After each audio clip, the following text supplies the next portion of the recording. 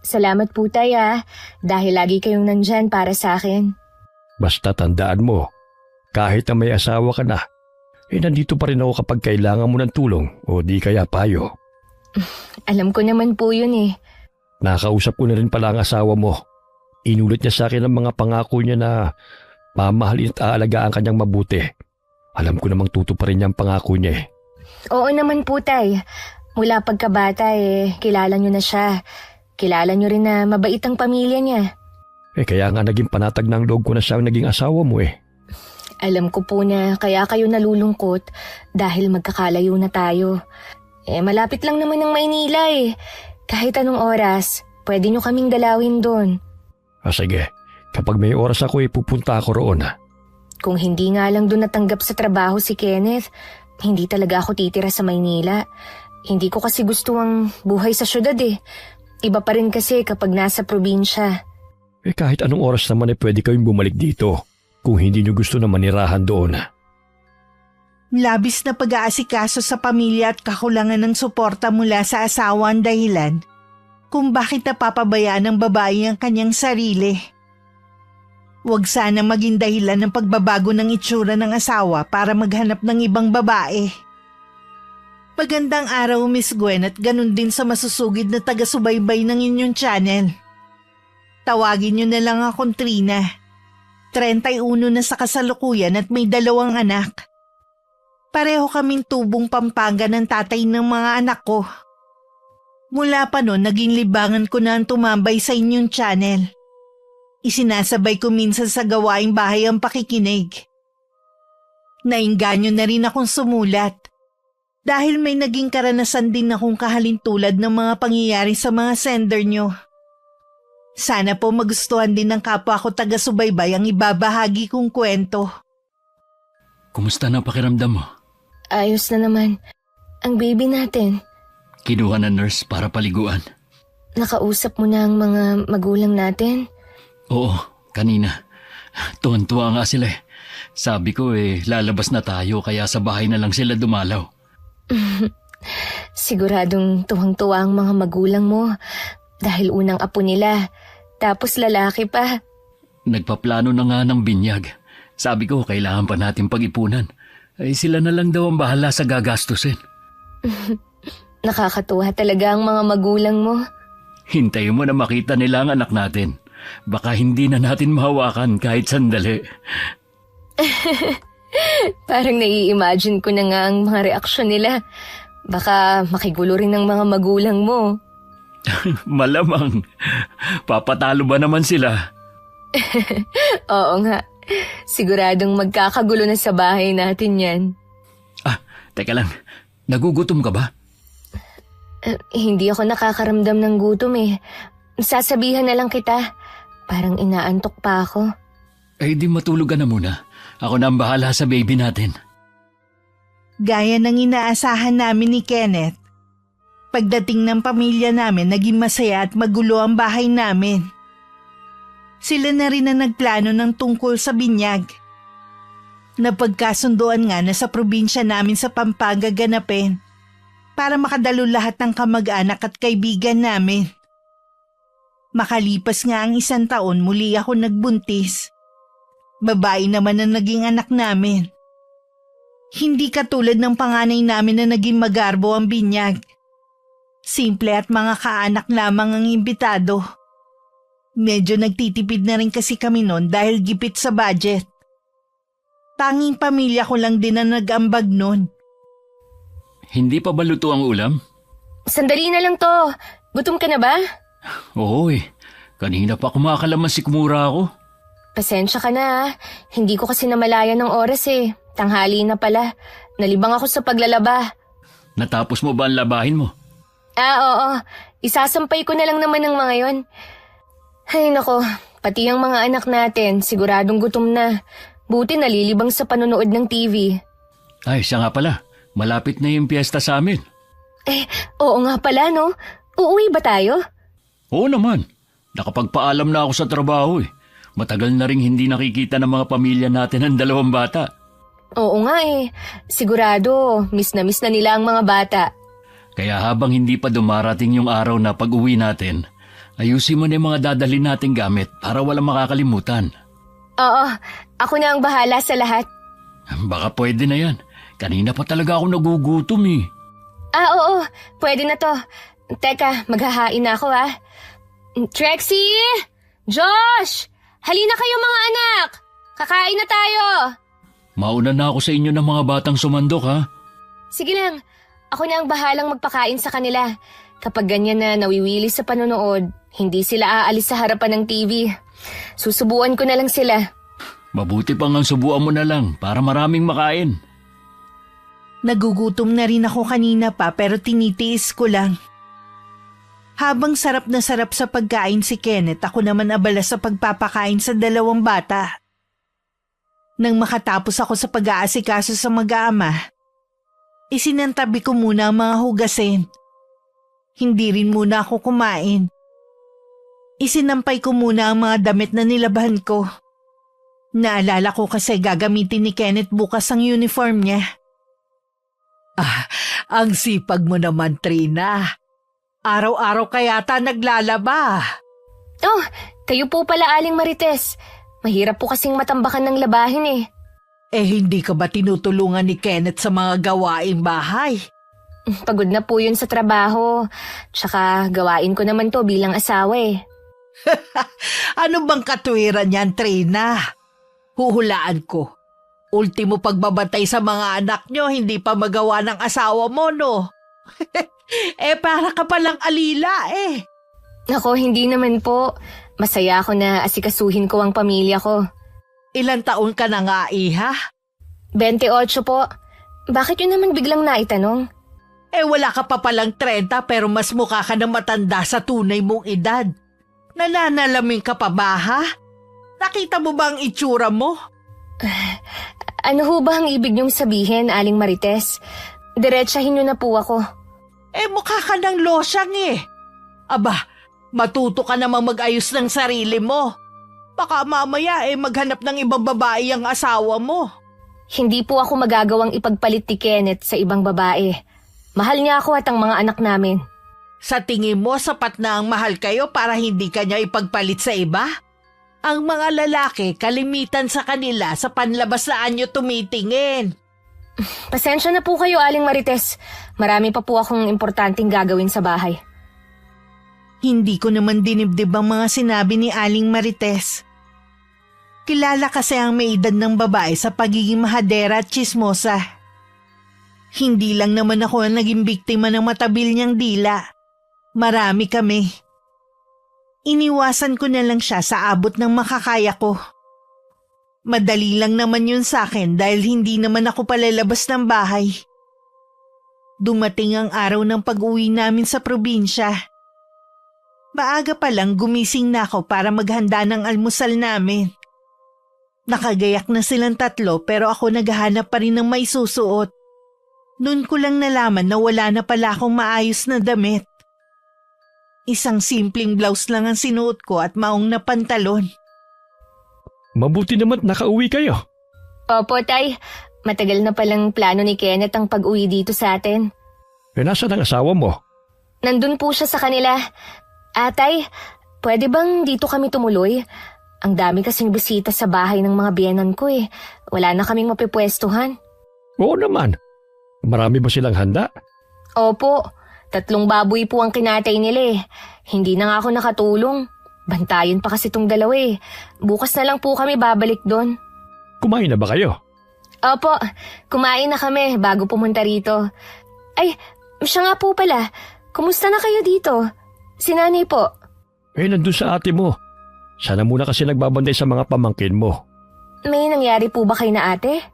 Ilang araw na kasi nasa ospital ang bayaw mo. Napagtripan ng mga tambay eh. Buti nga hindi napuruhan. Nako, ang dami na talagang masasamang tao ngayon. Ang bait na nga ng bayaw ko, nagawa pang saktan. Iba na talaga ang panahon ngayon. Ang hirap na rin magtiwala. Sinabi niyo pa po. Kaya ako umiiwas na ako sa mga tao. Mas gusto kong nasa loob lang ng bahay. Ibig bang sabihin wala kang kaibigan sa lugar nyo? Busy ho kasi ako sa pag-aasikaso sa mag-aama ko eh. Wala na akong oras para makipagkaibigan.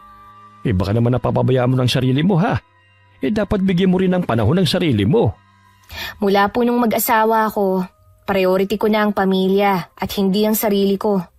O sige, ikaw na nga ang bahala. Nakikita ko naman na masaya ka eh. Sobrang saya ko po, Tay. Wala na akong mahihiling pa. Sandali ako nagpahinga sa pag-aalaga sa mga anak ko. Si tatay at ang isa kong kapatid muna kasi ang nagbantay sa kanila. Noon ko lang naramdaman ang matinding pagod, kaya hindi ko na malaya na makakatulog ako. Madilim na sa labas nang magising ako. Narinig ko ang masayang kwentuhan sa sala kaya lumabas na ako. Nandun ang isa ko pang kapatid na babae na sumunod sa akin. Si Emmy.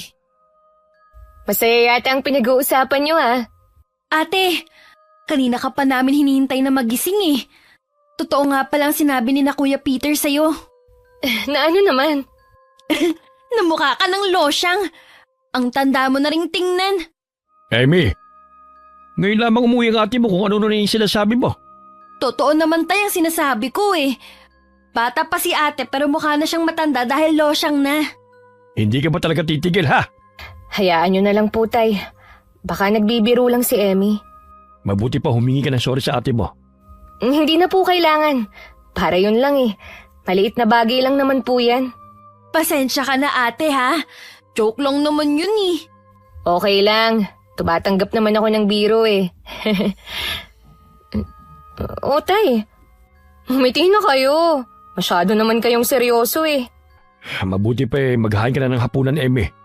Sigurado na gutom na ang ate at mga pamangkin mo. Walang imik na sumunod si Emmy. Nasundan ko pa ng tingin ng kapatid ko. Si Itay naman umiwas ng tingin sa akin at ibinaling na lang ang mga mata sa mga apo. Kinabukasan naman maaga kaming sinundo ni Kenneth papunta sa kanila. Sa tanghali naman pupunta sina tatay at iba kong kapatid. Masaya naman ang piyesta. Yun nga lang hindi man lang ako nakatulong sa pagliligpit. Pasensya na kung hindi man lang ako nakatulong sa pamilya mo, ha. Nakakahiya tuloy. Ayos lang. Naiintindihan ka naman ni nanay. At saka meron naman silang inupahan na magliligpit eh. Siya nga pala. Hindi pa rin nagbago ang mga kaibigan mo, ha. Lalo na si Christina. Parang hindi tumanda. Gumanda pa lalo. Di ba, dalawa rin ang anak niya? Maalaga kasi sa sarili. Gusto ko nga sanang makipagkwentuhan sa kanila kanina eh. Kaya lang, parang umiiwas naman sila. Uy, bakit mo naman nasabi yan? Napansin ko lang naman. Sila-sila lang ang nagkwekwentuhan eh. Baka naman kasi nangungulit ang mga anak natin. Ano ka ba? Natural lang sa bata ang makulit. May mga anak din naman sila. Oo nga, pero hindi nila sinasama sa mga ganitong okasyon. Ano bang ibig mong sabihin, ha? Na sana, iniwan ko na lang ang mga anak natin? Wala naman ako sinasabi na iwan mo. At saka bahay na rin natin to. Hayaan mo na nga nangyari. Mabuti pa nga. Hindi lang tayo nagkakaintindihan eh. Huwag mo na ring isipin na hindi sila masaya na makita ka. Okay lang naman kung nag-iba na sila ng pakikitungo sa akin. Ganyan talaga ang buhay eh. Ay, bukas nga pala. Maaga tayong aalis ha. Pakiayos na lang yung mga gamit natin. Kenneth, pwede bang dun muna ako kay natatay? Gusto ko kasi silang makasama eh. Oh, pwede naman. Basta ba pagdaan ko bukas, handa na kayo ng mga bata. Oo, salamat. Ihahatid mo na ba kami ngayon? Mag-tricycle na lang kayo. Malapit lang naman ang sa inyo eh. At saka marami pa akong gagawin dito. Oo, sige. Ipara mo na lang kami ng tricycle. Nagulat naman si Itay na makita kaming bumaba ng tricycle bitbit ang mga gamit namin. Akala kasi niya dun kami sa bahay ng mga biyanan ko matutulog. Natuwa naman sila dahil makakasama pa nila ng isang gabi ang mga anak ko. Nakipiesta pa po ba kayo sa iba, Tay? Ay, hindi na. Pagkagaling sa inyo, umuwi na kami rito. Gusto lamang naming pagbigyan ng mga biyanan mo. Kapag nakauwi na po kami ng Maynila mamimiss ko po kayo. Parang bitin ng 2 araw eh. Kami rin naman eh. Mamimiss ko lalo ang mga apo ko. Magiging tahimik na naman ang bahay na ito. Kung malapit lang po sana kami, kahit araw-araw kaming uuwi. Kaya lang mahal din ang pamasahe at saka ang mga bilihin. Umuupa lang din kami ng bahay. May wala bang pwedeng pasukan si Kenneth dito sa malapit sa atin? Meron naman po. Kaya lang mas malaki pa rin ang sahod niya sa Maynila. Ang presyo ng mga bilihin dito halos kapantay na lang din. Sa bagay nga. Pero kung may makukuha sana siya, mas maigi kung dito na lamang kayo. Para may katuwang ka rin sa pag-aalaga ng mga anak mo. Kaya ko naman po silang alagaan, Tay. Pati yung mga gawaing bahay. Alam ko naman yun. Kaya lamang napapabaya mo na ang sarili mo eh. Totoo po siguro ang sinabi ni Emmy na losyang na ako. Hindi totoo yan. Para sa amin ng nanay mo, ikaw pa rin ang pinakamaganda. Kaya lang naman po napapabayaan ko na ang sarili ko dahil sa pag-aasikaso sa binuo kong pamilya. Alam naman namin yon. Walang katulad ng pagsasakripisyo mo alang-alang sa pamilya mo. Kaya lamang, isa sa napansin namin yung bagong suit ng asawa mo at mga anak mo. Pormang-pormang asawa mo. Pero ikaw lumang suit at nakatsinelas lamang. Hindi ka ba binibigyan ni Kenneth kahit pambili ng damit? Sabi ko nga po sa inyo, mahal ang tumira sa Maynila. Kahit malaki ang sahod ng asawa ko, tama lang sa pang-araw-araw na gastusin ang ibinibigay niya. Dapat pinaglalaanan ka rin niya ng pambili mo ng bagong damit. Hindi yung siya na lang lagi. Hayaan niyo na po, Tay. Hindi naman ako umaalis ng bahay Kahit na. Katulad ngayon, umuwi kayo rito. Ganyan ang ayos mo. Siguro naman matagal niyo rin pinaghandaan ng pag-uwi niyo rito. Hindi man lang ba naisip ng asawa mo na bilhan ka ng isusuot? Hindi ba niya naisip na harap ka sa pamilya niya at mga kaibigan? Pagod din kasi si Kenneth sa trabaho, kaya hindi na rin niya naalala. Kahit na. Kung tinuturing ka niyang asawa, hindi niya yung makakaligtaan.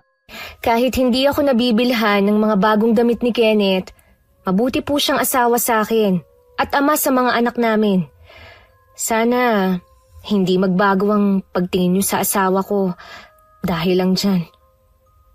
Hindi na nakipagtalo pa sa akin si Itay. Nang gabing yun, kahit hindi namin kasama si Kenneth, masaya kami nagsalo-salo sa hapunan.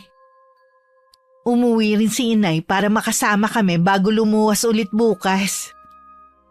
Kinabukasan habang nasa kusina kami ni Inay, nasa labas naman si Itay. Siya na lang daw ang mag-aabang sa pagdating ni Kenneth. Nag-aagaw liwanag pa lang dumating na ang asawa ko kasama ang pinsan. Sakay sila ng tricycle ng huli na siyang maghahatid sa amin sa sakayan paluwas. Handa na po ba mag-iina ko, Tay? Oo, kanina pa. Kenneth, pwede ba kitang makausap kahit sandali lamang? Sige po, Tay. Ano po bang gusto niyong pag-usapan? Mula na magpakasal kayo ni Trina, malaki na nakita naming pagbabago sa kanya, lalo na sa itsura niya. Nag-aalala lang ako na baka ipagpalit mo siya sa ibang babae. Naku, malhabo po yan. Mahal ko si Trina at ang mga anak namin. Hindi ko magagawang magloko. Malaki ang tiwala ko sa iyo. Sana wag mong sirain. Hindi ko po gagawin yon, Tatay Ruben. Kung ano ang pangako ko sa inyo noon, tinutupad ko pa rin hanggang ngayon. Narinig ko kasi kahapon ang usapan niyo ng mga barkada mo. Nag-aalala lamang ako na baka madala ka sa panunukso nila. Nagbibiro lang sila. Alam naman nila na pamilyado na akong tao . Hinihintay ko nga na ipagtanggol mo si Trina pero nakitawa ka pa sa kanila. Pasensya na po, Tay. Medyo lasing na rin ako kahapon kaya hindi na rin makapag-isip ng maayos. Nandito na pala ang mag-iina mo . Mag-iingat kayo sa biyahe, ha? Inaasahan ko na hindi ka magbabago kahit anong mangyari. Makakaasa po kayo, Tatay Ruben. Isang buwan na kaming nakakabalik ng Maynila nang mapansin ko ang kakaibang ikinikilos ni Kenneth. Malimit din siyang gabi na umuwi. Ang dahilan niya, lagi siyang nag-o-overtime para malaki ang maipon namin. Ni minsan hindi ko siya pinagdudahan sa ginagawa niya. Nang araw na yon maaga siyang umuwi na ipinagtataka ko. Dumiretso siya agad sa kwarto namin at kinuha may kalakihang bag. Mas lalo akong nagulat at naguluhan na rin sa mga sunod niyang sinabi. Ha? Uuwi tayo ng probinsya? Ako lang ang uuwi. Babalik din naman ako agad . Kailangan ko lang makasiguro na ayos na ang lagay ni Kuya Benji. Kailangan ba talaga na umuwi ka pa. Pwede mo namang tawagan na lang sa cellphone yung isa mong kapatid eh. Mas gusto ko nga kasing makasiguro na ayos lang siya sa nangyaring aksidente. Sumama na lang kaya kami ng mga bata. Huwag na. Magiging abala lang kayo sa akin. Ano? Yun lang ba ang tingin mo sa amin ng mga anak mo? Malaking abala lang sa'yo? Ay, ang ibig ko sabihin, imbis na nakatuon lang ang atensyon ko sa kapatid ko, iintindihin ko pa kayo. Mabuti sana kung malalaki na mga anak natin, pareho pang alagain. Naintindihan ko na. Kailan ka nga pala babalik? Baka abutin ako ng 1 linggo dun eh. Ano? Ganun katagal? Alam mo wala kami kasama ng mga bata dito, Kenneth. Wala namang masamang mangyayari sa inyo dito eh. Sa tagal ba naman nating nakatira dito? Kahit na. Mahirap magtiwala sa panahon ngayon. Tsaka, alam mo naman na hindi ako malapit sa mga taga rito eh. Paano ko hihingi ng tulong kung sakali? Sa tagal ba naman nating nakatira dito hindi mo natutunan makipagkaibigan sa mga taga rito? Uunahin ko pa ba ang makipagkaibigan? Dito pa lang sa bahay, ubus na ang oras ko eh. Paano mauubos ang oras mo? 2 lang naman ang inaasikaso mo. Lagi naman akong wala dito sa bahay. Konti lang naman ang gawaing bahay. Akala mo yata, madali lang ang maging taong bahay. Ang hirap kaya. Mas mahirap ang ginagawa ko. Ako nagtatrabaho maghapon para maitaguyod lang ang pamilya natin. Ano ba to? Kompetisyon? Kung sino ang mas mahirap ang trabaho? Pwede ba, Trina? Tigilan na muna natin ang pagtatalo. Kailangan kong abutan ng last trip pa uwi sa atin. Pasensya na. Pero sana naman, wag ganun katagal. Pipilitin kong makabalik agad. Ito nga pala ang pera. Pagkasyahin mo na lang. Kung kukulangin yan, kumuha ka na muna ng ulam sa tindahan. Mag-iingat ka sa biyahe mo. Kung may pagkakataon, puntahan mo naman sina tatay sa amin. Tinulungan ko na si Kenneth na maglagay ng damit sa bag niya. Napasulya pa ako nang damputin niya ang pabango at ilagay sa bulsa ng bag. Hindi ko maiwasang mapakunot ng noo. Mahal kasi ang pabango na yon at tuwing espesyal na okasyon lang niya ginagamit. Hindi na rin ako nakapagtanong dahil nagmamadali na siyang umalis. Nang wala na si Kenneth, napatitig ako sa perang iniwan niya. Baka 2 o hanggang 3 araw lang yon at kailangan ko pang tipirin. Mahigit 1 linggo ring nawala si Kenneth. 2 beses lang din siyang tumawag nun at lagi pang nagmamadali. Hindi ko tuloy nakamusta ang kapatid niya. Naplansya mo na ba lahat ng damit na pampasok ko sa trabaho? Oo. Papasok ka na ba bukas? Uy, kailangan na. Kenneth, may nakuha kasi kami sa tindahan. Baka naman may pera ka pa dyan. Baka pwede mong pakiusapan muna na kung maaari, sa darating na sahod na lang bayaran. Naubos kasi ang pera ko dahil sa kapatid ko eh. Kumusta na nga pala si Kuya Benji? Ay, ayos na ang lagay niya. Yun nga lang, ang laki ng nagastos namin. Pera lang naman yun. Pwede pang kitain. Ang mahalaga ligtas na ang kapatid mo. Oo nga. Alam ko, pagod ka. Kaya magpahinga ka na muna. Lalabhan ko lang ang mga inuwi mong damit. Oo nga, ilang gabi rin akong puyat eh. Kukuha na rin ako sa tindahan ng ulam natin ngayon. Mabait naman si Aling Chone. Kailangan talagang matuto kang makisama sa mga taga rito. Gaya niyan, pinautang ka sa tindahan. Mabuti mabait yung may-ari. Gagawin ko na nga eh. Ayoko naman na isipin nila na suplada ako. Tama lang yan. Alalahanin mo na lagi akong wala sa bahay dahil sa trabaho. Ay paano kung magkaroon ng emergency? Siyempre, sa mga kapitbahay ka rin naman lalapit para humingi ng tulong. Naisip ko nga rin yan eh. Nako, naaabala na kita sa pamamahinga mo. Maiwan na kita ha. Hinarap ko muna ang paglalaban ng mga maruruming damit ni Kenneth. Habang inaalis ko sa bagang mga marurumi, may isang damit akong napansin na parang amoy pabango ng babae. May nabubuong hinala sa akin pero agad ko rin yung inalis sa isipan ko. Baka pabango lang ng nanay niya o kaya naman ng kapatid niya na dumikit sa kanya. Nung bandang hapon, lumabas naman ako para kumuha muna ng uulamin namin sa tindahan. Pabalik na ako noon nang makasalubong ko si Aling Marites. Mahigit 1 linggo ko yatang hindi nakita si Kenneth Nagkaroon po ng emergency sa kanila, kaya umuwi muna siya. Tapos wala man lang iniwan na pera sa inyo. Kaya umuutang ka sa tindahan ni Chona. Nag-iwan naman po siya. Kaya lang nagkulang po Sabi ko nga, may emergency sa kanila. Ang mga lalaki talaga magdadahilan lang para lang makagawa ng kalokohan. Ano po ba ang ibig niyong sabihin, ha? Hindi ko na kasi nagugustuhan ng lumalabas sa bibig niyo O wag ka magalit, Iha. Sa maniwala ka man o sa hindi, nagmamalasakit ako sa'yo. Pasensya na po, Aling Marites, ha? Pero hindi ko kailangan ng pagmamalasakit niyo kung sisirain niyo lang ang pamilya ko. Buti sana kung hindi kayo kilala sa pagiging tsismosa sa lugar na ito. Madali lang kasing manghusga ang mga tao kahit hindi naman nila ako lubusang kilala. Kung wala na kayong sasabihin, aalis na ho ako.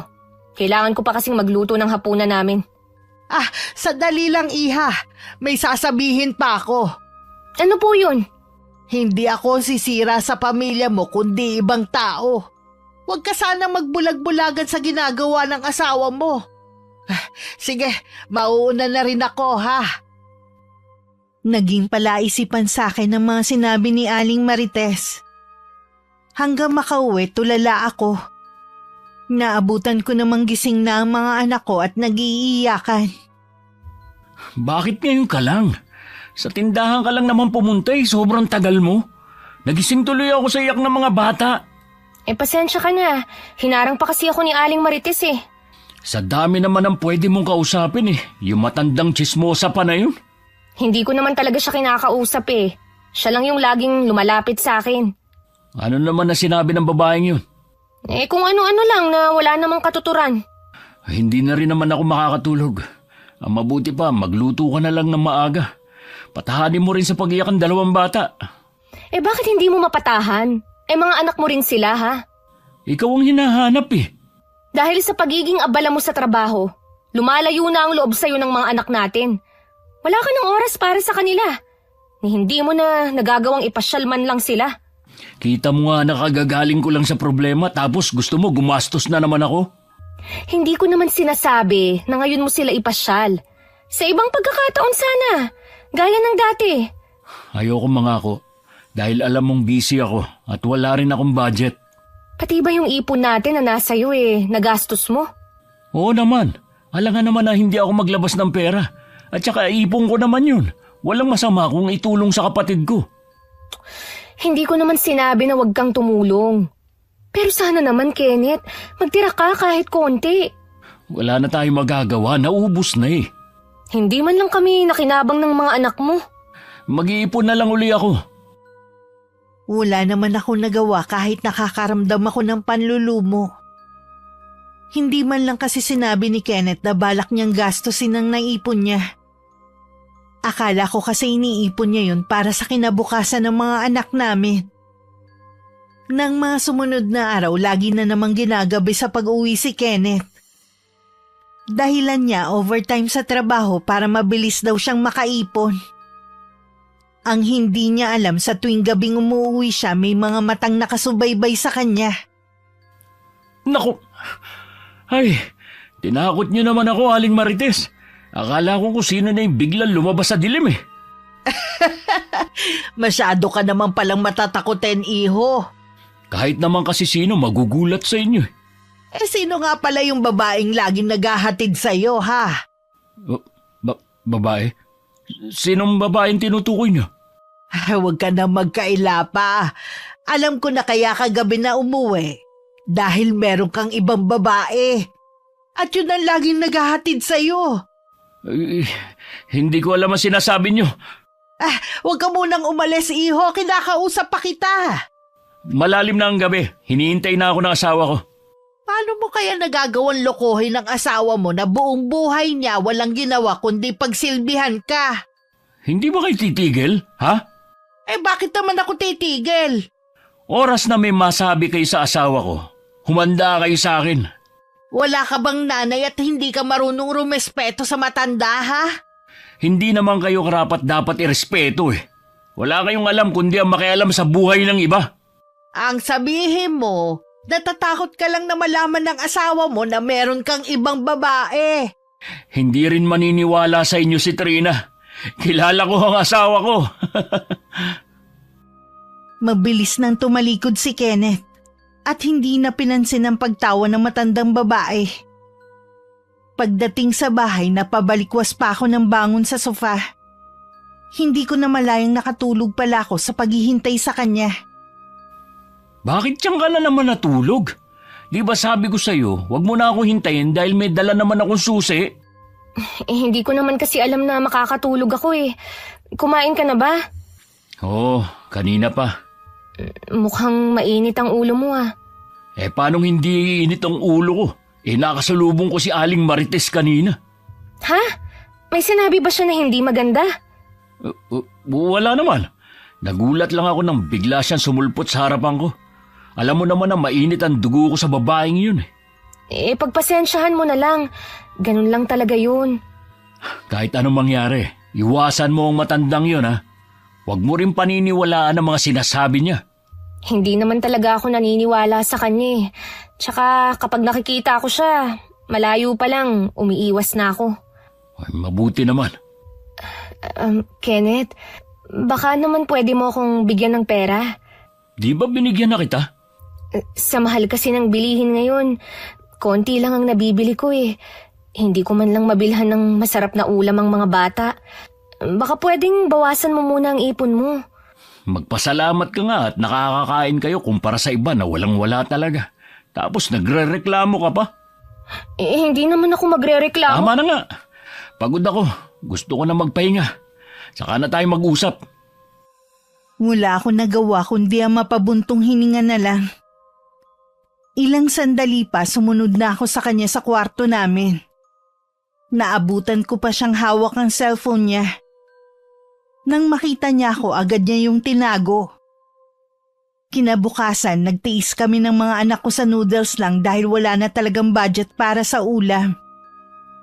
Nahihiya naman akong mangutang sa tindahan dahil may utang pa kami nung nakaraan. Habang nag-iisip ako ng solusyon sa problema, biglang may kumatok. Pagbukas ko ng pinto, si tatay ang bumungad sa akin. Ginulat niyo naman po ako sa pagdating niyo. Lumuwas kasi sina Tio Rico at Tia Agnes mo para mamili ng paninda nila. Kaya naisipan ko na rin sumabay para makalibre ng pamasahe. Kumusta na kayo rito ng mga apo ko? Ayos lang naman po, tay. Kumain na po ba kayo? Teka lang uutang lang ako sa tindahan. Bakit ka naman uutang? Wala ka bang pera dyan? Ubus na po kasi yung ibinigay ni Kenneth eh. Malayo pa ang sahod niya. May dala naman akong pagkain dito. Ito na lamang ang pagsaluhan natin. Huwag ka nang umutang. Sige po, tay. Pasensya na ho kayo kung wala man lang akong may alok sa inyo. Magtapat ka nga sa akin, anak. Nagkukulang ba sa inyo si Kenneth? Hindi naman po, tay. Kaya lang nagipit kami nung nakaraan dahil sa pagkakaaksidente ng kapatid ni Kenneth. Sinong kapatid niyang naaksidente? Si Kuya Benji po. Mahigit 1 linggo nga pong nasa probinsya si Kenneth dahil dun sa nangyari. Kaya nga po naubos ang perang ipon namin dahil sa pagtulong sa gastusin. Hindi ko alam kung bakit yan ang sinabi ng asawa mo sa'yo. Baka dahil ayaw kanyang isama pa uwi. Anong ibig niyong sabihin, tay? Ikinasal na ang kapatid niya. Iilan lamang ang imbitado sa kasal. Kahit nga kami hindi inimbite. Akala ko nga hindi siya makakapunta. Hindi ko ho kayo maintindihan. Bakit kailangang magsinungaling sa akin ni Kenneth? Hindi kaya mayroong ginagawang kalokohan ng asawa mo? Ano naman pong kalokohan? Hindi ko alam, iha. Pero masama ang kutob ko. Hindi po kaya siya nagsinungaling dahil ayaw niya akong isama? Baka ikinahihiya niya ako sa mga tao. Maaari din. Wala ka bang napapansin na kakaibang ikinikilos ng asawa mo nitong mga huling araw? Wala naman po. Maliban lang sa pag-uwi niya ng gabi dahil lagi siyang nag-overtime sa trabaho. Pakiramdaman mo kung anong ginagawa ng asawa mo. Baka nga may ginagawa na siyang kalokohan. Tawagin mo rin ako kapag nagpaalam siyang uuwi sa kanila. Babantayan ko ang kilos niya kapag nandun siya. Natatakot po ako, tay. Na baka Meron akong matuklasan na ikakasama ng loob ko. Kailangan mong magpakatatag alang-alang sa mga anak mo. Opo, Tay. Nagpapakatatag naman ako para sa kanila eh. Ito ang lagi mong tatandaan. Kahit na anong mangyari, narito lamang kami ng pamilya mo. Hinding-hindi ka namin pababayaan. Tumawag ka lamang kapag may problema. Nung hapon kinailangan na rin umalis ni Itay. Dinaanan na kasi siya ng tsuhin at tsahin ko dahil tapos na sa pamimili ng mga paninda. Sa Divisoria kasi namimili ang mag-asawa. Na itinitinda nila sa maliit na pwesto sa harap ng bahay nila sa lugar namin. Nang dumating si Kenneth nung gabi, binanggit ko sa kanya ang pagdalaw ni Itay. Natigilan siya sandali at biglang naging asiwa. Hindi ko na rin napigilan na banggitin ang tungkol sa naganap na kasal ng kapatid niya. Bakit kailangan mong magsinungaling sa akin?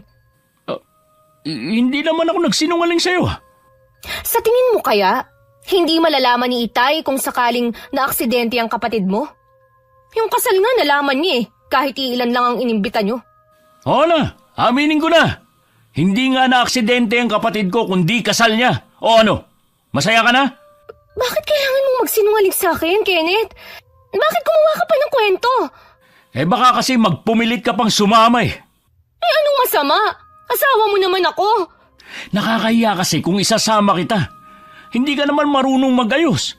Mga sosyal kasi yung pamilya ng babaeng napangasawa ni Kuya Benji. Ano na lang ang sasabihin nila kapag nakita ka? Kinakahiya mo ba ako sa kanila, ha? Dahil losyang na ako, napabayaan na ang sarili. Kasalanan mo naman kasi yan eh. Kasalanan ko ba na kayo ang priority ko ng mga bata? Na mas pinili ko na asikasuhin kayo kesa sa sarili ko? Palibhasa kasi, hindi mo nakikita ang ginagawa ko dito sa bahay. Ano ba ang ginagawa mo rito sa bahay para kalimutan ang pag-aayos sa sarili? Ni pagsuklay hindi mo na magawa. Alam mo ba na gusto ko rin sanang bumili ng mga bagong damit para naman magmukha akong maayos tingnan? Pero sa tuwing hihingi ako sa'yo, ang dami mong sinasabi. Pero yung ipon mo, ganun mo lang kabilis na ibinigay sa kapatid mo. No ngayon, ako naman ang naghahanap buhay sa atin. Kaya karapatan ko kung kanino ko ibibigay ang pera ko. Kenneth, hindi mo man lang ba ako pinahahalagahan bilang asawa mo, ha? Kung gusto mo kasing mabili ang gusto mo, dapat may trabaho ka rin. Paano ako magtatrabaho? Sinong mag-aalaga sa mga anak natin? Bakit yung iba? Nagagawa naman makapagtrabaho kahit may mga anak na. Huwag mo naman akong ikumpara sa kanila dahil iba ang sitwasyon natin. Kapag ayaw talaga, maraming dahilan. Yun ba ang tingin mo, ha? Na ayoko lang magtrabaho? Dapat kasi tinutulungan mo rin ako sa gastusin dito sa bahay. Hindi yung naghihintay ka lang bigyan ko. Tapos paghahanapan mo pa ako porke hindi mo lang mabili ang gusto mo. Aba, hindi biro ang pagbabayad sa bahay, tubig at kuryente. Tapos pagkain nyo pa. Obligasyon mo kaming suportahan ng mga anak natin. Sabihin mo nga, napapagod ka na ba, ha? Alam ko naman ang obligasyon ko pero sana naman tulungan mo ako sa gastusin dito sa bahay. Sige, hanapan mo ako ng magbabantay ng mga bata. Magtatrabaho ako. Ang hina naman ng ulo mo. Maraming pwedeng pagkakitaan kahit nasa bahay ka lang. Hindi mo kailangan maghanap ng mag-aalaga sa mga anak natin. Sino bang kakilala mo na kumikita sa bahay lang? Si Christina. Kahit nag-aasikaso siya sa pamilya niya, kumikita pa rin siya kahit nasa bahay. Kasi madiskarte siya kumpara sa'yo. Higit sa lahat, hindi siya losyang nakatulad mo. Biglang bumalik sa alaala ko ang itsura ni Christina. Mahigit 30 na ang babae pero mas mukhang bata pa sa akin. Hindi ko maintindihan kung bakit sa kanya ako ikinukumpara ni Kenneth. Nang sumunod na araw, hindi ako kinikibo ni Kenneth. Pagkatapos ng mga ginawa niya sa akin, siya pa ang may ganang magalit. Minsan hindi siya umuwi. Hindi rin niya sinasagot ang tawag ko.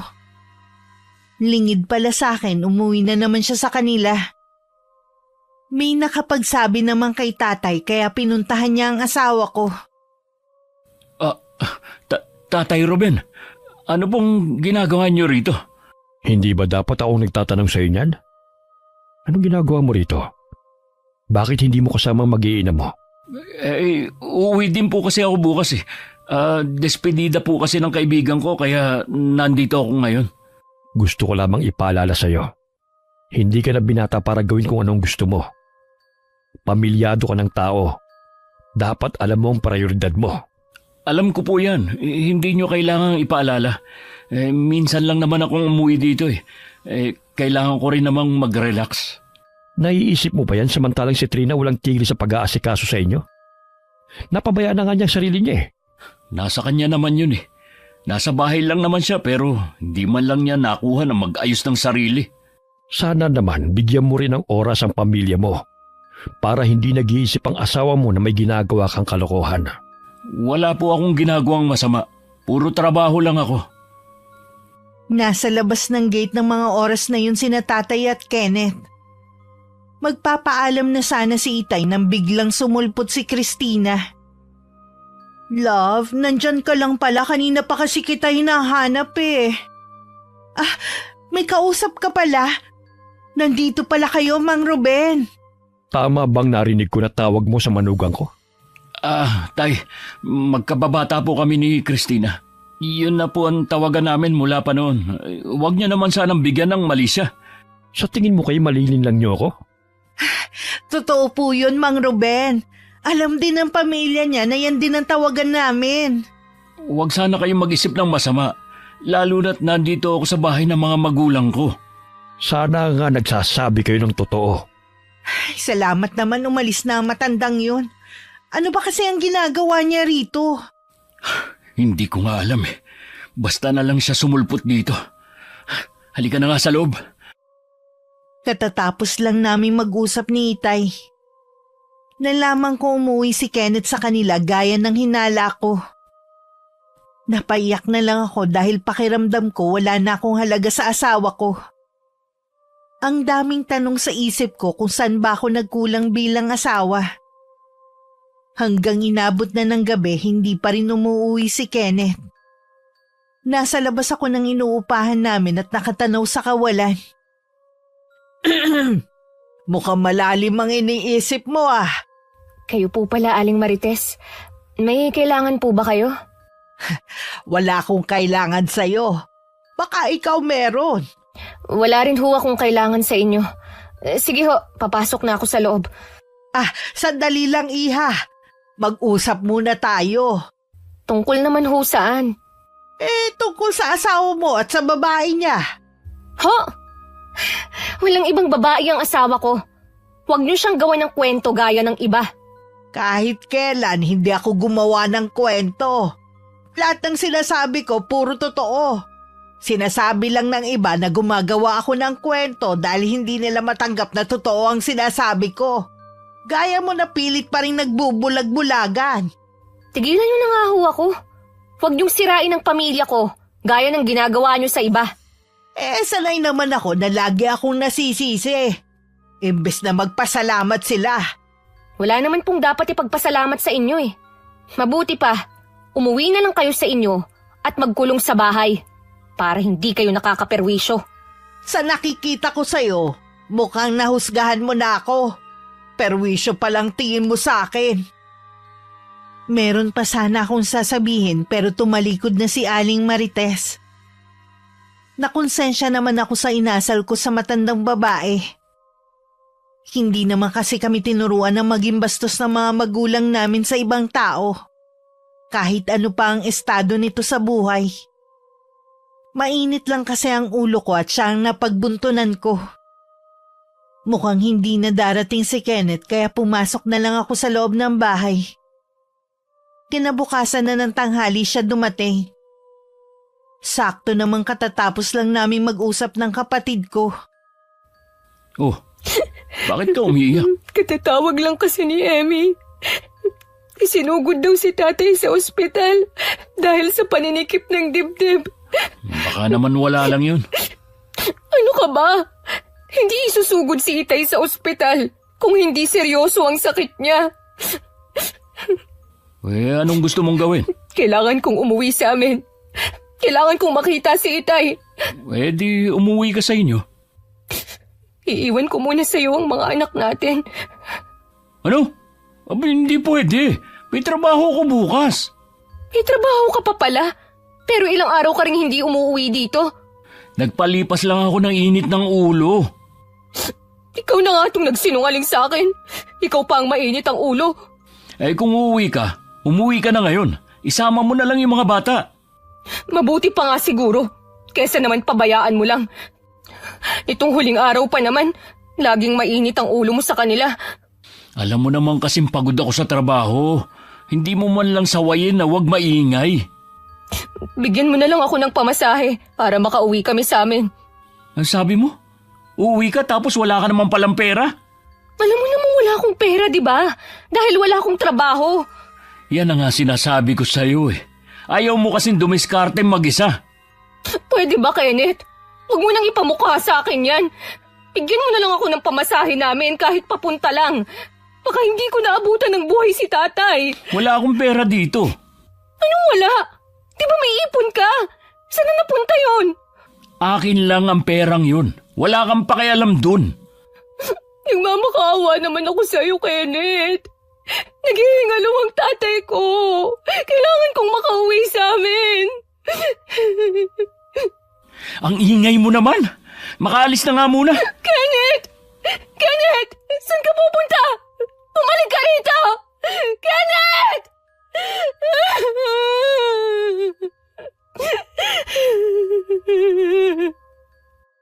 Napaiyak na lang ako pero agad ko din pinigil dahil nag-iiyakan na rin ang mga anak ko. Niyakap ko na lang sila para tumahan. Nang mga oras na yon, abala si Kenneth sa pagtipa sa cellphone niya habang naglalakad palabas ng eskinita. Mababangga sana siya sa taong bigla na lang sumulpot kung hindi siya tumigil sa paghakbang niya. Eh, Pambi, kayo na naman. Oh, kararating mo lang eh. Aalis ka na naman. Eh, wala kayong pakialam. Napakabait na nga ng asawa mo, nagagawa mo pa siyang lokohin. Madali lang namang solusyonan ang problema kung sa tingin mo, napapabayaan na niya ang sarili. Hindi ko kailangan ng opinyon nyo. Sa kanya nyo na lang sabihin yan. Baka karmahin ka sa ginagawa mo. Ngayon ka lang masaya pero darating ang panahon. Babalik sa'yo ang ginawa mo. Ninyo ng babae mo kay Trina. Talagang inuubos mo ang pasensya ko, ha? Ha? Bastos ka talaga. Walang galang. Bakit mo ako tinulak? Tama lang yan sa'yo. Masyado kang pakialamera. Pagbabayaran mo ang ginawa mong to sa akin. Hindi ako nagpapatawad basta-basta. Wala akong pakialam sa sinasabi mo. Lalo mong sinira ang araw ko. Ambang itutulak ulit ni Kenneth ang matandang babae sa tangka nitong bumangon nang matigilan siya. Noon niya lang napansin na marami ng tao sa paligid. Hindi maganda ang tingin sa kanya ng mga yon. Mukhang nakita ang ginawa niyang pagtulak sa matanda. Sinulyapan niya muna si Aling Marites bago mabilis na umalis. Nakarating naman sa akin ang ginawa ni Kenneth at hindi ko yun nagustuhan. Kahit ganun si Aling Marites, wala siyang karapatan na saktan yun. Dala ang mga anak ko, pumunta ako sa bahay niya na malapit na sa may labasan. Akmang kakatok pa lang ako nang biglang bumukas ang pinto. Hayaan mo munang maglaro sa lapag ang mga bata. Malilikot po kasi ang mga anak ko eh. Malikot talaga ang mga nasa ganyang edad. Kapag lumaki na sila, mawawala din yan. Kaya nga po pala kami nandito dahil sa ginawa ng asawa ko. Ang bilis talagang kumalat ng balita, no?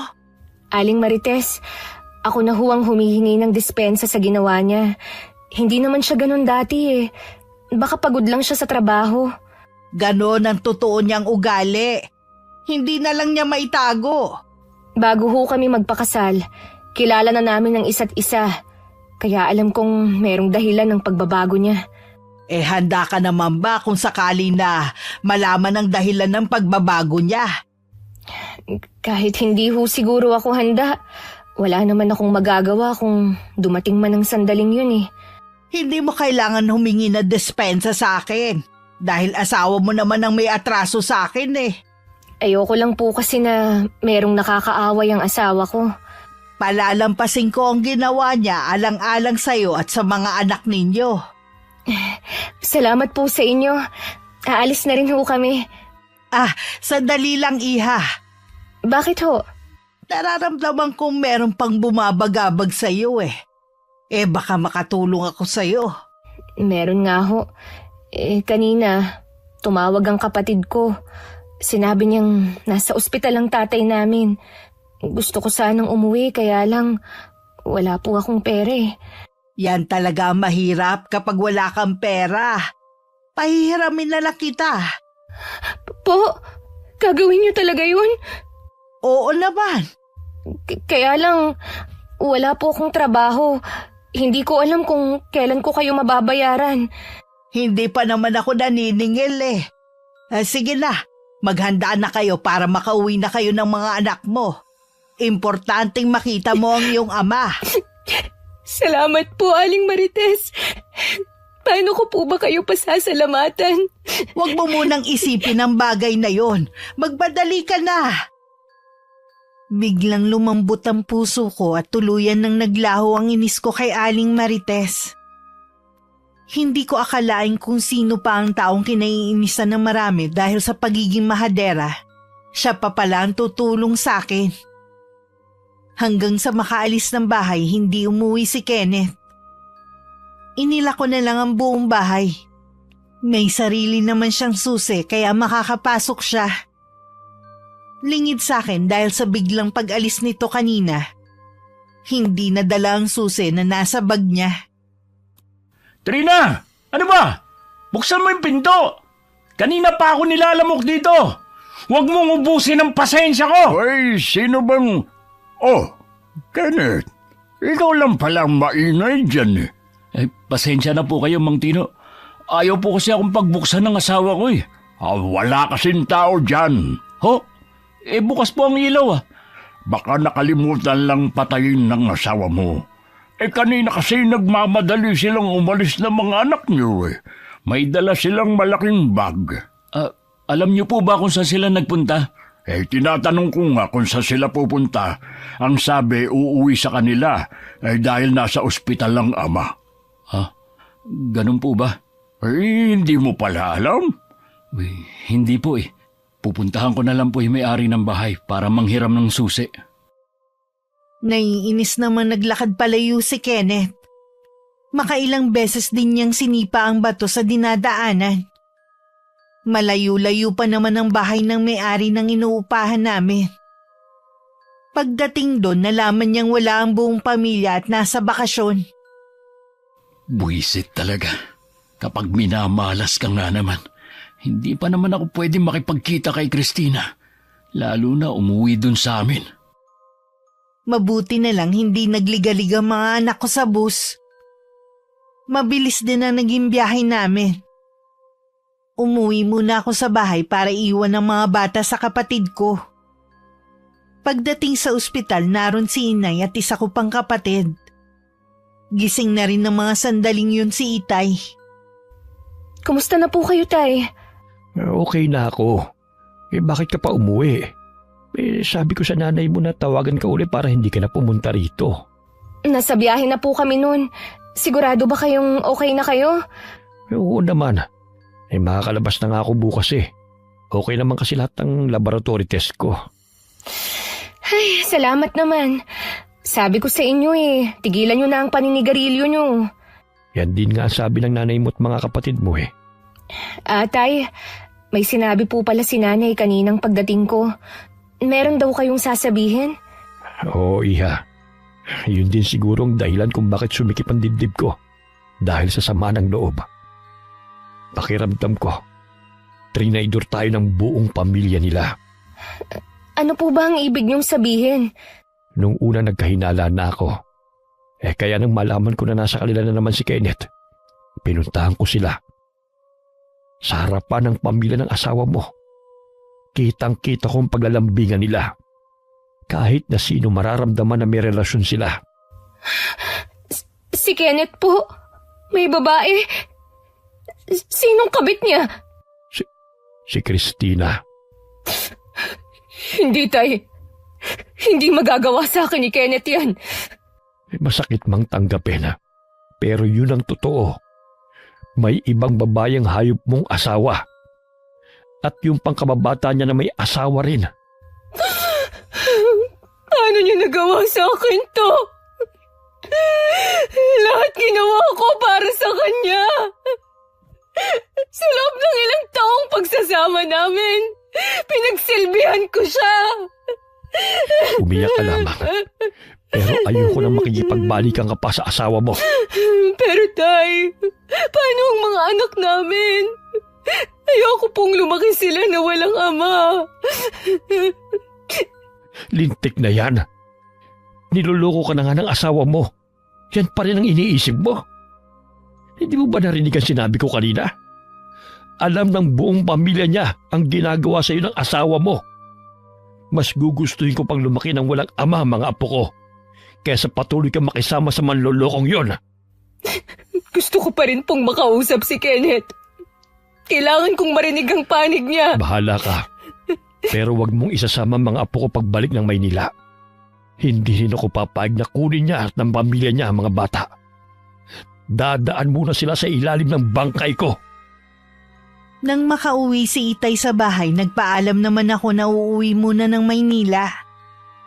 Gusto ko sanang isama ang mga anak ko.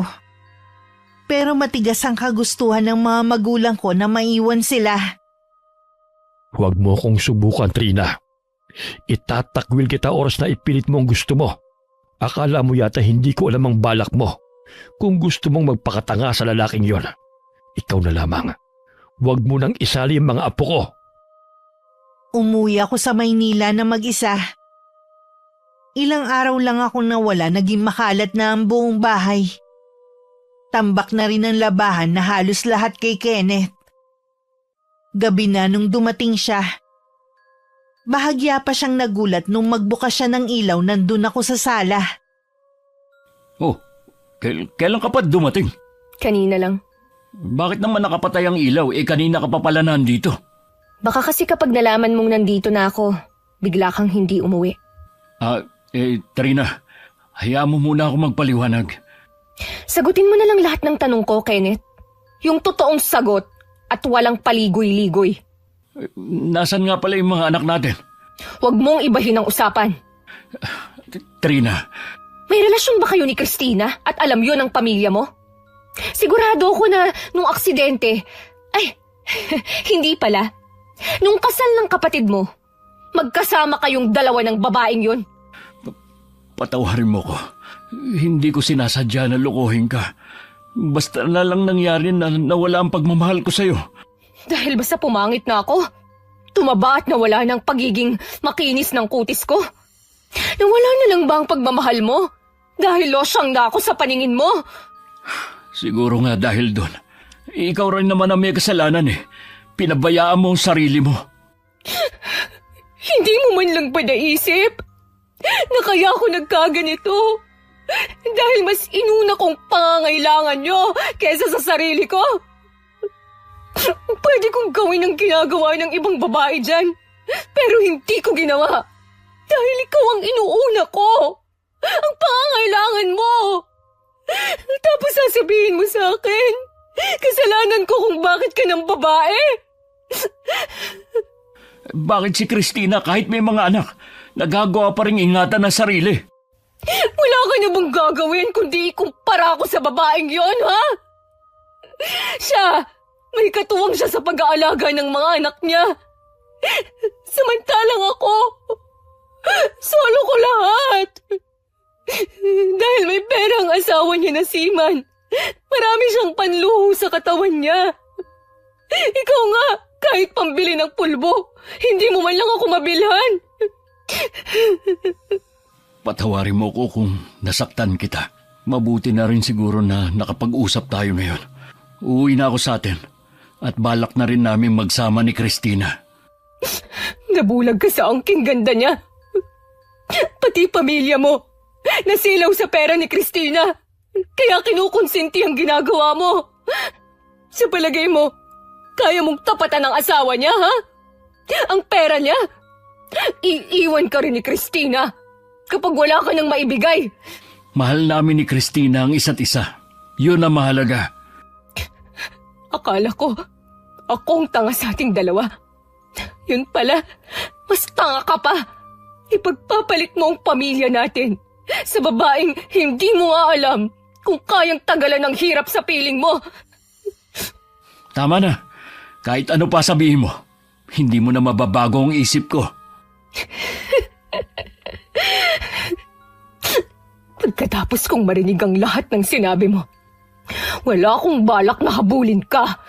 Tandaan mo lang, Kenneth, hindi mo na makikita pa ang mga anak mo. Wala rin naman akong balak maghabol sa mga anak natin eh. Isa kang malaking duwag! Tandaan mo, may karma lahat ng ginawa niyo sa akin. Lahat ng kasabwat mo sa panloloko sa akin, magbabayad ng mahal! Nakasunod lang ako ng tingin kay Kenneth habang inaayos niya ang mga gamit niya. Tahimik lang akong lumuluha. Wala na rin naman akong sasabihin sa kanya. Puno na lang ng sama ng loob at galit ang dibdib ko.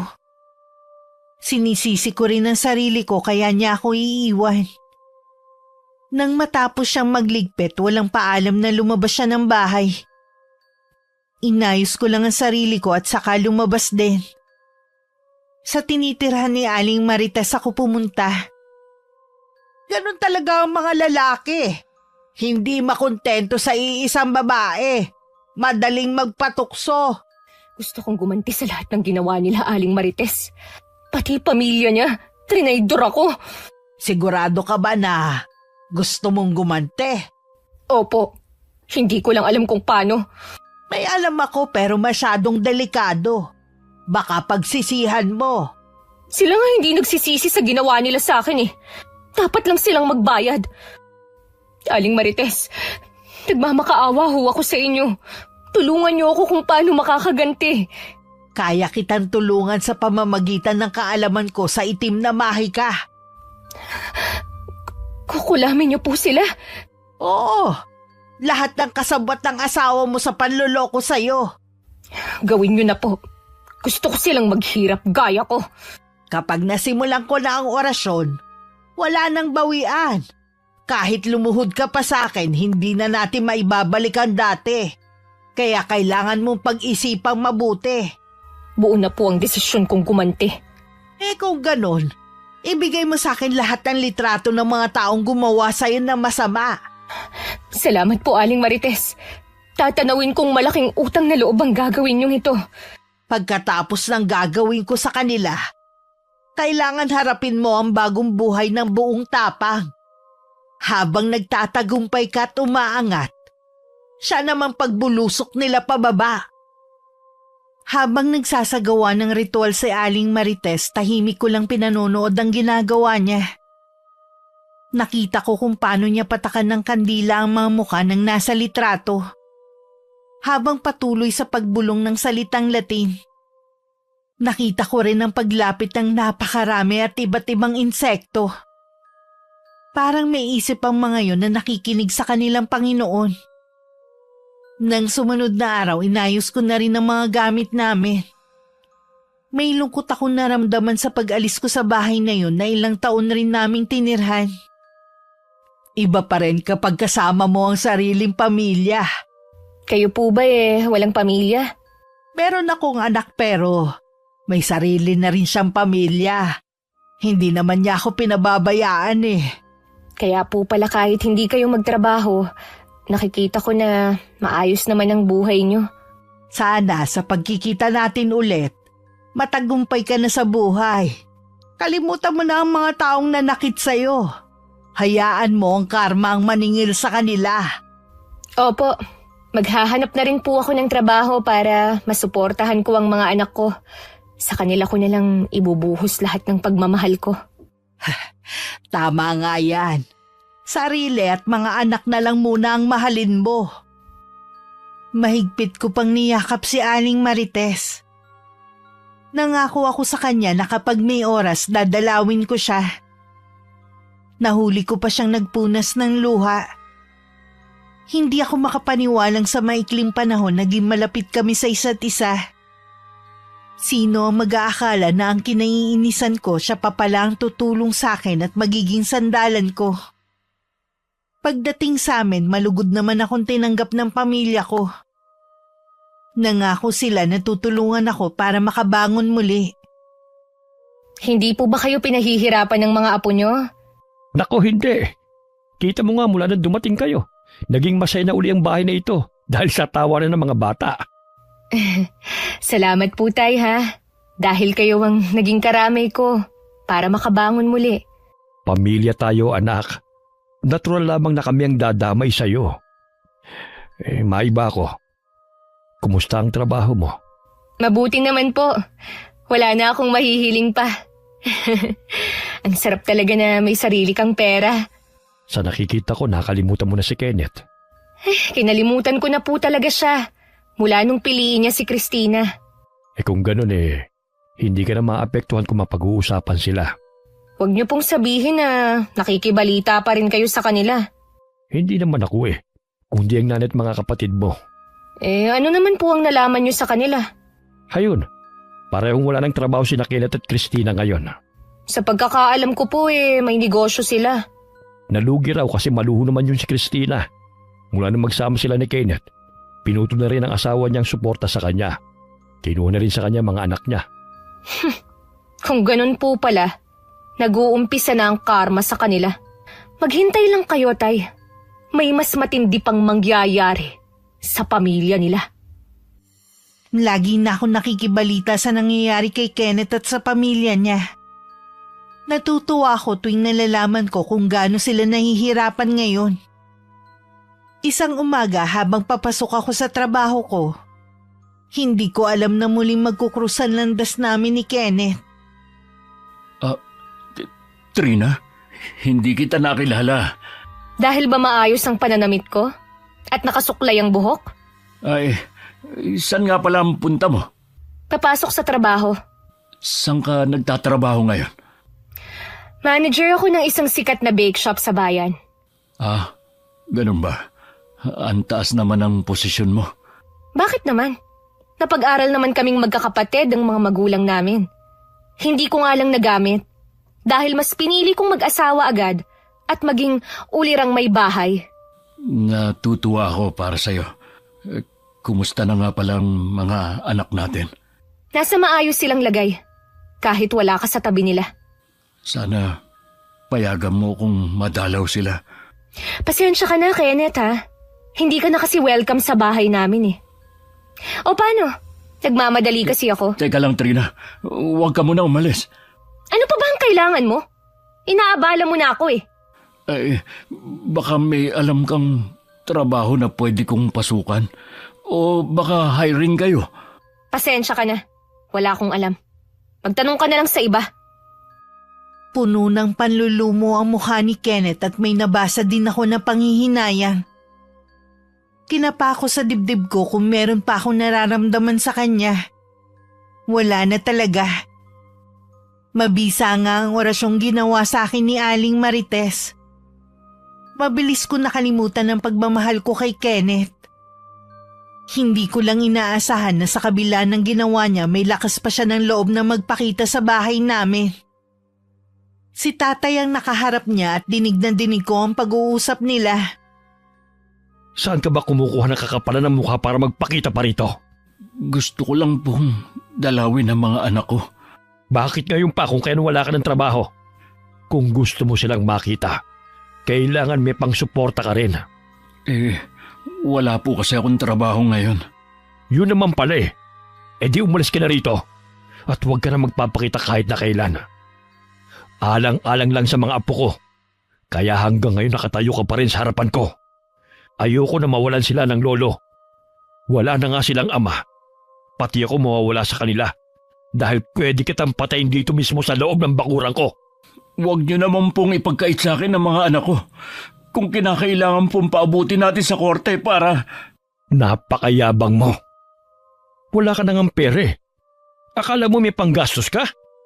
Huwag mo sanang kalilimutan na ikaw ang una nang iwan sa pamilya mo dahil sa ibang babae. May mga ebidensya kami at hanggang ngayon, nasa bahay niyo ang kabit mo. Napag-isip-isip ko na po na mali ang ginawa kong pag-iwan sa pamilya ko. Huli na ang lahat. Wala ka nang babalikan na pamilya. Hindi niyo po ako pwedeng tanggalan ng karapatan sa pamilya ko. Subukan mo ako, Kenneth. Lumabas na rin si inay at magkatulong sila na pinaalis si Kenneth. Lalo lang ako nakaramdam ng inis sa ginawa niya. Hindi na talaga niya iginalang ang mga magulang ko. Tuwing pumupunta siya, wala nang humaharap sa kanya. Kahit paulit-ulit siyang tumawag, wala ni isa ang lumalabas sa amin. Akala ko nga sumuko na siya dahil hindi na siya nagpupunta. Yun pala, meron nangyaring masama sa pamilya nila. Patay na raw ang kuya ni Kenneth. Ano? Ano hong kinamatay ni Kuya Benji? Nagis na lang daw nila sa kwarto na wala ng buhay. Nabubulok na at pinapipiyasa na ng mga insekto ang katawan. Kulang po ang ikinamatay ni Kuya Benji. Yun din ang hinala ko. Tay, naaalala ko, nakasabwat din siya ni Kenneth sa panluloko sa akin. Nagpanggap pa siyang naaksidente. Yun pala, ikakasal lang siya. Ayaw lang niya akong papuntahin. Gumawa pa siya ng kwento. Ayan tuloy, natuluyan na siya. Mukhang nagbabayad na sila sa ginawa nila sa'yo. Habang nakaburo lang kapatid ni Kenneth, inatake naman sa puso ang ama niya. Ilang araw na raw na masama ang pakiramdam nito dahil sa pagkamatay ng paboritong anak. Naitakbo pa naman sa ospital. Pero ilang sandali lang idineklara na rin patay. Pagkatapos ng libing ng mag-ama, hindi na makausap ang nanay ni Kenneth. Maging ito gusto na rin sumunod sa mag-ama. Para bang sunod-sunod na kamalasan ang dumating sa pamilya nila. Nagkasakit na rin si Christina. Bumangit ang balat nito at biglang bumagsak ang katawan. Sumusuka na rin to ng dugo kaya kinailangan isugod sa ospital. Ibinalik na rin siya ni Kenneth sa magulang. Dahil hindi naman niya kayang tugunan ng pagpapagamot dito. Parang isinumpa ang pamilya nila dahil sa sunod-sunod na kamalasan nila sa buhay. Habang tayo po, inuulan ng swerte. Mukhang masaya ka pa yata sa paghihirap nila. Tay, masaya lang po ako. Dahil naranasan na nila ang naramdaman ko noon. Mas matindi nga lang ang nararanasan nila. Ang balita ko pa, kinuha ng isang kapatid ang binan mo para mas maalagaan. Ibebenta na rin daw ang bahay nila. Pero wala naman daw gustong bumili dahil naniniwala ang ilan na sinumpa ang bahay na yon. Kahit sino naman po, hindi bibilhin ng bahay na naging pugad ng kasalanan. Meron pa pala, iha. May sakit na rin daw si Kenneth. Mukha raw nahawa kay Christina. Ganun din kasi nangyayari sa kanya. Mula po ngayon, ayoko nang makarinig ng balita tungkol sa kanila. Sapat na malaman ko na naghihirap na sila. Nang mga oras na yun, nag-iisip na rin si Kenneth sa nangyayari sa kanyang pamilya. Nararamdaman niya kasi na hindi basta nagkataon lang ang lahat. May sumumpa sa kanila. Iisang pamilya lang naman ang naisip niya na gumawa nun. Maaga pa lang nambubulahaw na siya sa amin. Hinarap naman siya ni Itay. Talaga bang wala ka na sa tamang katinuan, ha? Alam ko na kayo sumumpa sa pamilya ko. Mga lahi kayo na mangkuulam. Dahan-dahan ka sa sinasabi mo. Baka ipadampot kita sa maling paratang mo. Kayo lang naman ang may matinding galit sa akin dahil sa ginawa ko sa anak nyo. Ilang beses nyo na rin akong pinagbantaan. Kung hindi ko lamang iniisip ang mag-iina mo, tinutuo ko na ang banta ko sa iyo. Sana noong ko pag ginawa, hindi yung sa loob ng 2 taon, mas pinili namin ang manahimik. Ikaw itong nanggugulo sa amin. Oo nga naman, Kenneth. Marami ang nakakaalam na tahimik lang kaming namuhay. Ikaw itong basta na lang sumulpot dito para maghabol. Kung gusto ka namin gantihan, sana noon pa. Marami kayong atraso sa ibang tao. Hindi nakakapagtaka na marami ang gustong gumanti sa inyo. Malakas ang kutob ko na kayo ang nasa likod ng nangyayari. Kaya umamin na kayo. Tatawag lamang ako sa barangay para magpapunta ng mga tanod dito. Sawang-sawa na ako sa panggugulo ng taong to. Mabuti pa nga, Tay. Talaga bang wala ka nang natitirang konting pagmamahal sa akin? Wala na. Matagal nang naglaho ang pagmamahal ko sa'yo. Puro galit ang natitira dito sa dibdib ko. Dahil sa ginawa mo sa akin. Tignan mo ako. Pinarurusahan na ako. Alam mo ba lantang gulay na ngayon si Christina? Hindi malayo na maging gaya ko na rin siya. Kung totoo man na nakukulam ka, sana naghanap ka ng albularyo. Hindi yung inuuna mo ang panggugulo mo rito. Nagpatingin na ako. Kaya nga nalaman ko na may kumukulam sa akin. Isang matandang babaeng nakikita ng albularyo. Sino siya, Trina? Ang nanay mo ba? Huwag mong pagbibintangan ng nanay ko. Sinasabi ko sa'yo, madadagdagan ang kasalanan mo sa akin. Walang nagawa si Kenneth kundi ang umalis na lang. Nang gabing yun, hindi ako makatulog. Paulit-ulit kasing bumabalik sa isip ko ang itsura ni Kenneth. Bigla ko naguluhan hindi dahil may nararamdaman pa ako sa kanya. Siguro binabagabag na ako ng konsensya ko. Hindi ka ba makatulog? Opo, iniisip ko kasi ang nangyayari. Alam mo bang hinihintay ko lamang na magtapat ka sa akin? Alam ko na may kinalaman ka sa nangyayari kay Kenneth at sa pamilya niya. Alam niyo po, Anak kita. Kilala kita mula pagkabata. Hindi ka pa nagsasalita. Alam ko na ang iniisip mo. patawad, Tay. Nadala po kasi ako ng matinding galit eh. Pagkatapos kasi ng ginawa ko, ganito pa ang gagawin nila sa akin. Nauunawaan kita, anak. Pero masama ang kumapit sa dilim. Lalo ka lamang nitong hihilahin papunta sa kasamaan. Gusto mo ba yun? Ayoko po, Tay. Hinayaan mo na lamang sana ang Panginoon na magparusa sa kanila kaysa gumamit ka ng itim na mahika na mula sa dyablo. Para mo na rin kasing ibinenta ang kaluluwa mo, anak. Ano po ang gagawin ko, Tay? Bumalik ka sa taong nilapitan mo para magsagawa ng orasyon. Baka pwede pa niyang bawiin ang sumpa. Hindi ko ito ginagawa para kay Kenneth. Ginagawa ko ito para sa iyo, anak. Gusto kong iligtas ang kaluluwa mo. Opo, Tay. Bukas na bukas din eh. Luluwas ako. Magbubukang liwayway pa lang nang lumuwas ako ng Maynila. Nagpunta ako sa tinitirhan ni Aling Marites. Malaki ang pagkakangiti niya sa akin nang makita ako. Masaya din ako makita ang may edad ng babae. Hindi ko pa man sinasabi ang sadya ko, alam na agad ni Aling Marites. Inaasahan ko na yan. Aling Marites, pwede niyo po bang bawiin ang sumpang ibinigay niyo kay Kenneth at kay Christina? Para sa'yo, gagawin ko. Ayoko rin mawalan ng ama ang dalawang bata. Maraming salamat po. Huwag ka na malungkot. Mawawala na rin ang bisa ng kulam sa kanila. Alam pala ni Itay ang ginawa ko. Hinihintay lang niya na magtapat ako. Ganun talaga ang mga magulang. Kilalang-kilala nila ang mga anak nila. Kumusta na po kayo rito? Mabuti naman. Hinihintay lang talaga kita. Paalis na rin ako sa lugar na ito. Gusto kasi ng anak ko na pumisan na ako sa kanya. Masaya po ako para sa inyo. Alam ko na gusto nyo ring makasama ang anak nyo. Nagbalik loob na rin ako sa Panginoon. Hindi na ulit ako gagawa ng orasyon na magpapahamak sa ibang tao. Nang mga oras na yon, binawi na ni Aling Marites ang sakit kina Kenneth at Christina. Saksi rin ako nang sunugin niya ang mga kagamitan na ginagamit sa kulang. Maging ang mga insekto, naging abo silang lahat.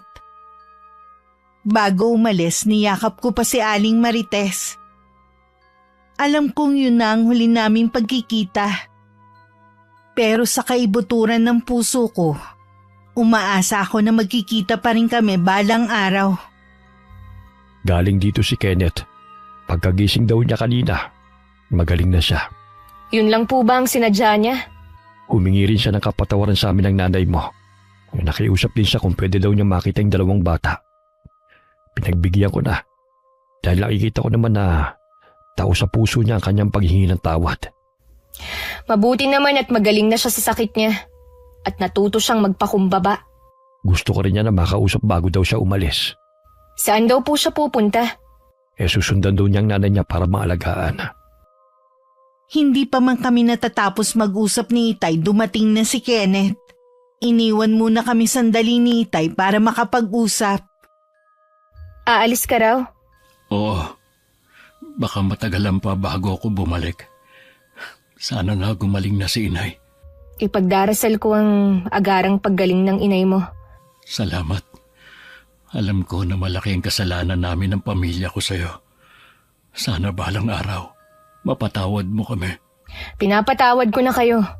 Ayoko rin kasi na mamuhay na puro galit ang nasa puso ko. Gusto ko maging masaya ka. Kung sakali na makahanap ka ng iba, asahan mo na hindi ako magiging hadlang. Huwag mo lang sanang ipagkait sa akin ng mga anak ko. Hindi ko gagawin yun. Mag-iingat ka lagi. Ikaw din. Mahigpit pa kami nagyakap ni Kenneth bilang pamamaalam. Nang tumalikod siya, nakaramdam ako ng labis na lungkot. Tinanaw ko pa siya hanggang mawala siya sa paningin ko. Minsan talaga, kapag hindi nakalaan sa atin ng isang tao o bagay, gagawang may kapal para mawala sila sa atin. Ibig po bang sabihin, ginamit lang si Christina para mawala sa akin si Kenneth? Ganun na nga. Kung hindi kayo nagkahiwalay ni Kenneth, hanggang ngayon miserable pa rin ang buhay mo. Sa totoo lang po, Tay, mas nag-e-enjoy ako sa buhay na meron ako ngayon. Kaya lang po, inaalala ko ang mga anak ko. Matatalino na ang mga bata ngayon. Balang araw maiintindihan din nila kung bakit magkahiwalay kayo ng kanilang ama. Salamat po, Tay, ha. Hindi niyo po ako pinabayaan. Kahit pamilyado na kayo magkakapatid, tungkulin pa rin namin na gabayan kayo sa abot ng aming makakaya. Napakaswerte po namin sa inyo. Wala po kayong katulad. Kung hindi siguro sa pangaral ni Itay, hanggang ngayon nalulunod pa rin ako sa paghihigante. Siguro hindi pa rin nalilinawan ng isip ko na masama ang ginagawa ko. Iba talaga kapag may gabay tayo ng mga magulang. Sila pa rin ang nagiging sandalan natin sa mga panahon na lubog tayo sa problema at nagiging ilaw tuwing madilim ang nilalakaran natin. Kaya dapat lang na mahalin natin ang mga magulang natin hanggang sa huling sandali nila sa mundong ito. Dahil balang araw kung ano ang nilakaran nila, yun din ang tatahakin natin. Marami ako natutunan sa karanasan kong ito, Miss Gwen. Alam ko ganun din si Kenneth na masaya ng kasama ang nanay niya. Kailanman hindi magiging masaya ang isang pagsasama na bunga lamang ng mga nakaw na sandali. At may mga taong nasasaktan. Sana po kapulutan ng aral ang kwento kong to. Lalo na nang may mga pamilya na, pero hindi makontento sa asawa at naghahanap pa rin ng iba. Wakas. Salamat po, Tay, ha. Dahil lagi kayong nandyan para sa akin. Basta tandaan mo, kahit na may asawa ka na, nandito pa rin ako kapag kailangan mo ng tulong o di kaya payo.